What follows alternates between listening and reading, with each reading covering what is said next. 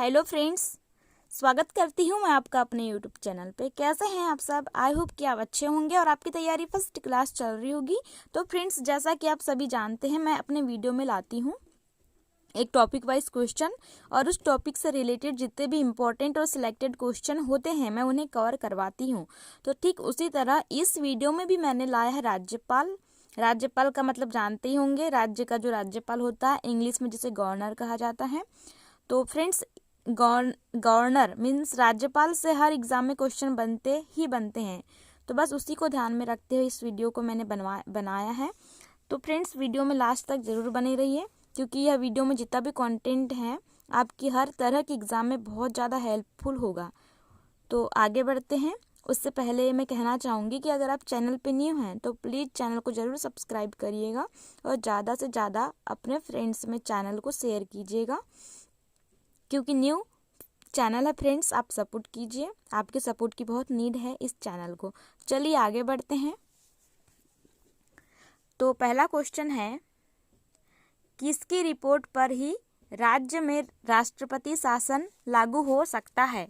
तो फ्रेंड्स, इसका आंसर है राज्यपाल, क्योंकि जो राज्यपाल है यदि राज्य का शासन ठीक से नहीं चल रहा होगा तो राज्यपाल राष्ट्रपति को रिपोर्ट देते हैं और उसके अकॉर्डिंग राष्ट्रपति शासन लगता है। ठीक है, तो बी नंबर का ऑप्शन राइट होगा। अगला प्रश्न है, राज्यपाल द्वारा अध्यादेश जारी करने से संबंधित शक्तियों का वर्णन संविधान के किस अनुच्छेद में किया गया है? तो फ्रेंड्स, जाहिर सा इसका मतलब है कि जो राज्यपाल अध्यादेश जारी करते हैं वो कौन से अनुच्छेद के अनुसार। तो फ्रेंड्स, जो आर्टिकल 213 है इसके अनुसार राज्यपाल द्वारा अध्यादेश जारी करने की शक्ति का वर्णन मिलता है, यानी कि ए नंबर का ऑप्शन इसका राइट होगा। और फ्रेंड्स, केंद्र में जो राष्ट्रपति द्वारा अध्यादेश जारी होता है वह आर्टिकल 123 के अंतर्गत है। ठीक है, अगला प्रश्न है, राज्य सरकार का कार्यकारी अध्यक्ष कौन है? तो फ्रेंड्स, जो राज्य सरकार है उनका जो कार्यकारी अध्यक्ष वो राज्यपाल होता है, यानी कि बी नंबर का ऑप्शन इसका राइट होगा। राज्य सरकार का कार्यकारी अध्यक्ष होता है राज्यपाल और केंद्र सरकार का कार्यकारी अध्यक्ष होता है राष्ट्रपति। अगला प्रश्न है, राज्य सरकार का संवैधानिक प्रमुख होता है? तो फ्रेंड्स, जो राज्य सरकार है इनके संवैधानिक प्रमुख होते हैं राज्यपाल, तो डी नंबर का ऑप्शन राइट होगा। तो फ्रेंड्स, जैसे कि मैंने बताया था कि राज्यपाल से रिलेटेड है, तो हो सकता है कि आप सारे क्वेश्चन राइट कर रहे हो क्योंकि टॉपिक ही राज्यपाल का है। लेकिन उतनी बड़ी एग्जाम में अगर इतने मिक्स क्वेश्चन आएंगे और उसमें ऐसा क्वेश्चन आएगा तो जाहिर है कि आप कंफ्यूज जरूर होंगे, इसलिए आप ध्यान से देखिए वीडियो को। अगला प्रश्न है, राज्य की कार्यपालिका शक्ति किसमें निहित होती है? तो फ्रेंड्स, जो राज्य की कार्यपालिका शक्ति है वह राज्यपाल में निहित होती है, यानी कि बी नंबर का ऑप्शन इसका राइट होगा। और फ्रेंड्स, जो केंद्र की कार्यपालिका शक्ति है वह होती है राष्ट्रपति में, है ना। तो इसे याद रखिए, बहुत ज़्यादा इंपॉर्टेंट है। अगला प्रश्न की ओर चलते हैं। क्वेश्चन है कि कौन राज्यपाल को मंत्री परिषद के निर्णय की सूचना देता है? तो फ्रेंड्स, जो मुख्यमंत्री हैं वह राज्यपाल को मंत्री परिषद के निर्णय की सूचना देता है। ठीक है, तो डी नंबर का ऑप्शन इसका राइट होगा, मुख्यमंत्री। अगला प्रश्न है, भारत के किसी राज्य की राज्यपाल बनने वाली प्रथम महिला थी?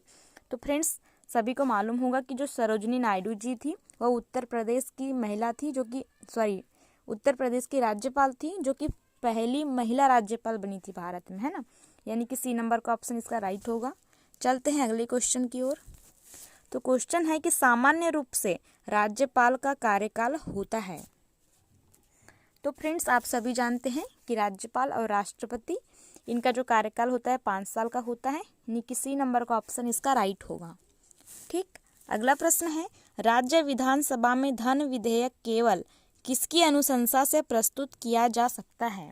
तो फ्रेंड्स, जो राज्य विधानसभा है इसमें जो धन विधेयक होता है उसको राज्यपाल की अनुशंसा से ही प्रस्तुत किया जा सकता है, यानी कि डी नंबर का ऑप्शन इसका राइट होगा, राज्यपाल। अगला प्रश्न है, राज्यपाल राज्य में किसका प्रतिनिधि होता है? तो फ्रेंड्स, जो राज्यपाल हैं राज्य में राष्ट्रपति के प्रतिनिधि होते हैं, क्योंकि राष्ट्रपति के प्रसाद पर्यंत राज्यपाल वर्क करते हैं, है ना। ए नंबर का ऑप्शन राइट होगा। अगले क्वेश्चन की ओर बढ़ते हैं। क्वेश्चन है, भारतीय संविधान के अनुसार राज्य का अधिशासी प्रधान कौन होता है? तो फ्रेंड्स जो भारतीय संविधान है, इंडियन कॉन्स्टिट्यूशन, इसके अकॉर्डिंग जो राज्य है मतलब स्टेट, उनका जो अधिशासी प्रधान होते हैं वो होते हैं राज्यपाल। तो ए नंबर का ऑप्शन इसका राइट होगा। अगला प्रश्न है, निम्नलिखित में से कौन सा अनुच्छेद कहता है कि एक राज्य में एक राज्यपाल होगा? तो फ्रेंड्स जो अनुच्छेद 156 है वो उसके अकॉर्डिंग राज्य का एक राज्यपाल होगा, ठीक है, यानी कि सी नंबर का ऑप्शन राइट होगा, अनुच्छेद 156। अगला प्रश्न है, संविधान के किस अनुच्छेद में कहा गया है कि राज्य की समस्त कार्यपालिका शक्तियां राज्यपाल में निहित है? तो फ्रेंड्स इसका आंसर होगा अनुच्छेद 154, यानी कि जो डी नंबर का ऑप्शन है वो राइट होगा। फ्रेंड्स याद रखिए, महत्वपूर्ण है। अगला प्रश्न है, राज्यपाल के पद पर नियुक्ति की न्यूनतम उम्र सीमा है? तो फ्रेंड्स जो 35 वर्ष की उम्र सीमा होती है राज्यपाल के पद के लिए न्यूनतम, यानी कि सी नंबर का ऑप्शन राइट होगा। अगला प्रश्न है, राज्यपाल को निम्नलिखित पदाधिकारियों में किसके समक्ष शपथ ग्रहण करना पड़ता है? तो फ्रेंड्स इसका जो आंसर है वह है उच्च न्यायालय के मुख्य न्यायाधीश, है ना। तो डी नंबर का ऑप्शन राइट होगा कि जो राज्यपाल हैं उनको जो शपथ लेना पड़ता है वह हाई कोर्ट के मुख्य न्यायाधीश के समक्ष, ठीक है। अगला प्रश्न है, अब राज्यपाल अपना त्यागपत्र किसे देता है? तो फ्रेंड्स क्योंकि राज्यपाल की जो नियुक्ति है वो राष्ट्रपति करते हैं, तो राज्यपाल को अपना त्यागपत्र भी राष्ट्रपति को ही देना होता है। डी नंबर का ऑप्शन इसका राइट होगा, राष्ट्रपति को। अगला प्रश्न है, राज्यपाल का वेतन और भत्ता किस कोष से आता है? तो फ्रेंड्स जो भारत की संचित निधि है उससे राज्यपाल का वेतन और भत्ता आता है। ए नंबर का ऑप्शन इसका राइट होगा। ओके, अगला प्रश्न है कि जो निम्नलिखित में से किसको राज्यपाल द्वारा चुना जाता है? तो फ्रेंड्स इसका आंसर होगा उपरोक्त सभी, क्योंकि जो राज्य के महाधिवक्ता हैं, लोक सेवा आयोग के अध्यक्ष सदस्य और राज्य निर्वाचन आयुक्त, इन सभी की नियुक्ति राज्यपाल के द्वारा ही होती है। अतः डी नंबर का ऑप्शन इसका राइट होगा।